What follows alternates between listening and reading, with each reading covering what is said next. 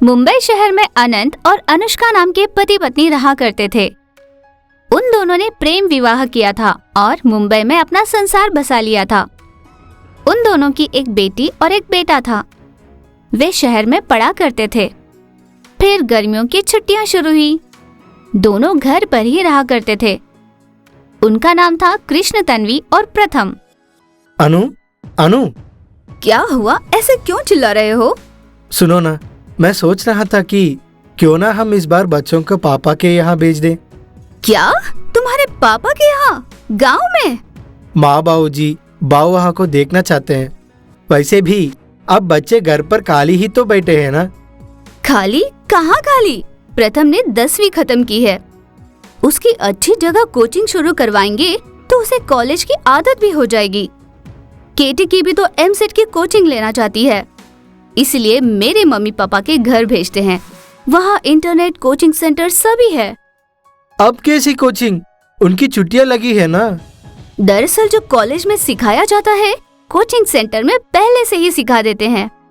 ये तुम कैसे बातें कर रही हो? पहले से पढ़ाई क्यों भला? जो जब होना होगा हो जाएगा। इस तरह हर समय पढ़ाई पढ़ाई करते रहेंगे तो उनका दिमाग काम करना बंद कर देगा। उन्हें थोड़ा चेंज देना भी जरूरी है। तो क्या आप ये चाहते हो कि गांव जाकर गाय गोबर और खेत के कीचड़ में काम करे वो? खेती से ईर्ष्या करना माँ से ईर्ष्या करने के समान है। चलो ठीक है, एक काम करते हैं। क्या? बस एक हफ्ते भर के लिए हम बच्चों को भेजेंगे। माँ बाबूजी भी खुश हो जाएंगे। उसके बाद तुम अपने पापा को वहाँ भेज देना। वह बच्चों को ले जाएंगे। फिर कर लो ना उनका भेजा फ्राई। क्या कहा? मेरा मतलब ट्राई कर लो ना कोचिंग सेंटर एडमिशन। अनंत के ऐसा कहने पर भी अनुष्का ने बेमन ही हाँ कहा। फिर अनंत ने गांव जाने वाली बात बच्चों से कही। माय डियर पापा, गांव बड़ा बोरिंग लगता है। वहाँ जाकर हम करेंगे क्या? वैसे भी मेरे दोस्तों ने मिलकर खंडाला जाने का प्लान किया है। खंडाला? खंडाला हो या कश्मीर, कोई भी जगह गांव की बराबरी नहीं कर सकता बेटा। एक बार तुम हो आओ। दोनों बच्चों ने बिना मन ही जबरदस्ती ही गांव के लिए निकल पड़े। गांव पहुंचते ही दादा दादी उन्हें देख बहुत खुश हुए। स्नेहपूर्वक उन्हें गले लगाया। फिर तरह तरह के स्वादिष्ट व्यंजन, अचार बनाने में दादी व्यस्त हो गई। दादाजी भी खेत से मजदूरों को कभी कुछ तो कभी कुछ लाने के लिए कहने लगे। कृष्ण तन्वी और प्रथम वहाँ कंफर्टेबल नहीं लग रहे थे। कब शहर वापस लौट जाए ऐसा सोचा करते थे। दीदी, ये जगह कितनी डर्टी है। हर जगह जोबट की बदबू से भरी हुई। I just don't like this. वहाँ मेरे फ्रेंड्स टूर्स, रेस्टोरेंट्स और ना जाने क्या क्या मस्ती कर रहे हैं और मैं यहाँ दोनों यो अपनी नापसंदी के बारे में बात किया करते। अगली सुबह जब वे दोनों नींद से जागे। दादी जी, बाथरूम कहाँ है? मुझे नहाना है।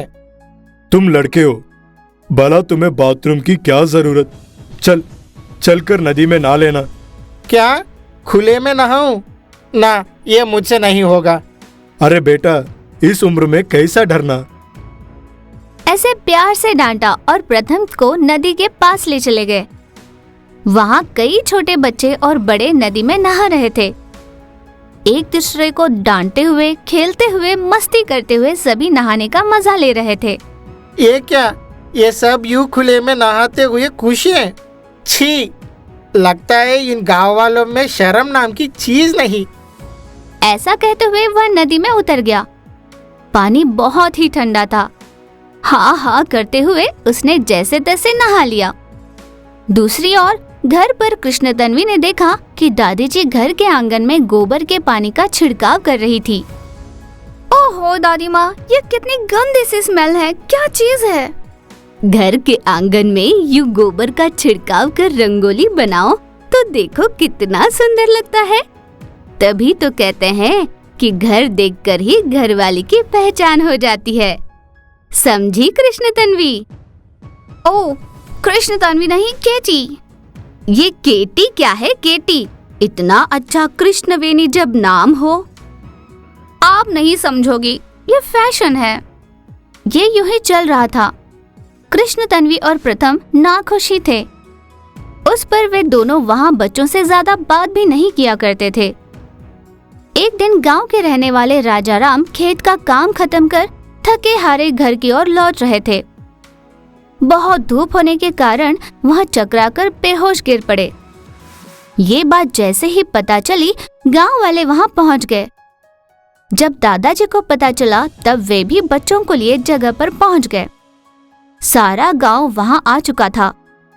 राजा राम को ध्यान रखने को कहता तो कोई उन्हें दवाई देता, तो कोई उनको खाने पीने के लिए कुछ देने लगा था, तो कोई अपना सही ध्यान ना रखने पर उन्हें डांट रहा था।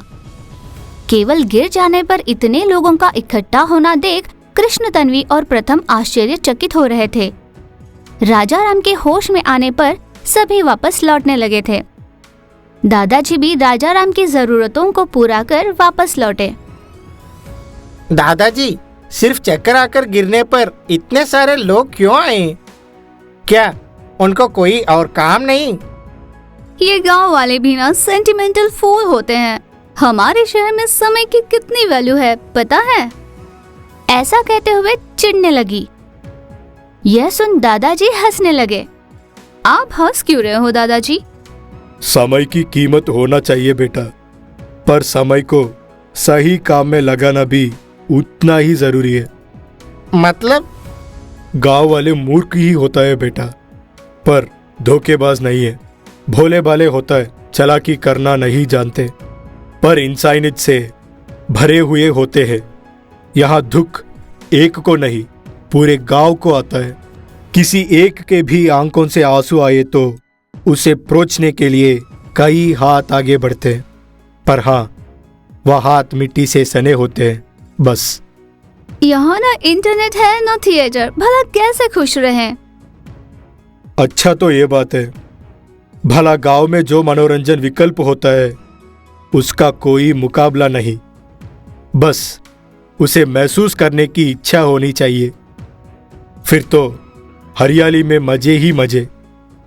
एक बार घृणा की नजर से ना देखकर अनुभव करने वाले मन से देखो, तुम्हें समझ में आएगा गांव का महत्व। गांव में शहर में उतना ही अंतर है जितना मिट्टी की खुशबू और सेंट की खुशबू में। उस मिट्टी के खुशबू को सूंघ पाना किसी किस्मत वाले के ही नसीब में होता है। दादाजी ये कहकर चले गए। कृष्ण, तन्वी और प्रथम सोचते रह गए। उसके बाद कृष्ण, तन्वी और प्रथम ने गांव में घूमना शुरू किया। कुछ कुछ बातें वहां की उन्हें पसंद आने लगी। धीरे धीरे उन्हें उनकी आदत होने लगी। लड़कियां अष्टचम्मा खेलती तो कृष्ण, तन्वी भी उनके साथ बैठकर देखा करती। फिर खुद भी खेलने लगी थी। कंचा, छुपन छुपाई, गिल्ली डंडा, आंख मिचोली, रस्सा कस्सी, रस्सी कूदना, लंगड़ी टांग जैसे कई खेल खेलने लगे। नए होने के साथ साथ वे मनोरंजक भी थे, तो दोनों खूब खेला करते। दादा दादी के आकर वापस ले जाने तक वे दोनों खेला करते। कृष्ण, तन्वी का पहनावा भी बदल गया। वह सब में मिल गई। प्रथम भी नदी में स्वेच्छा से नहाया करता, खेलता, मस्ती किया करता। रात होती तो दोनों घर के आंगन में खुले आसमान के नीचे खटिए पर सोकर तारे गिना करते। दोनों ने पूरी तरह से वहां की जीवनी को अपना लिया था। ये यूं ही चल रहा था। बेटा तन्वी, आजा मैं तुम्हारे चेहरे पर हल्दी लगा दूं। हल्दी? क्यों दादी माँ, मेरे पास बहुत सारी क्रीम्स है ना। क्रीम? तुम जानती हो हल्दी त्वचा के लिए कितना लाभदायी होता है। चाहे कितनी भी महंगी क्रीम क्यों ना हो, हल्दी के आगे कुछ नहीं। इस तरह हल्दी, रीठा जैसी घरेलू चीजों के उपयोग का महत्व बताया। गांव की सौंधी खुशबू और सुहाने वातावरण में दिन गुजरे। उन्हें गांव आए 1 हफ्ता हो चुका था। फिर उन दोनों को पता चला कि मम्मी और पापा उन्हें वापस ले जाने गांव आ रहे हैं, पर अब वे दोनों वापस नहीं जाना चाहते थे। अगले एपिसोड में हम देखेंगे कि आगे हुआ क्या।